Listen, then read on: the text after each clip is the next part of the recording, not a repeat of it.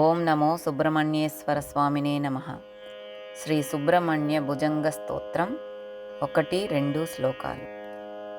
ఓం సదా బాలరూపాపి విఘ్నాత్రిహంత్రి మహాదంతి వక్త్రాపి పంచాశ్యమాన్యా विदेन्द्राभिमृग्या गणेशाभिधामे विदतां श्रियं कापि कल्याणमूर्तिः।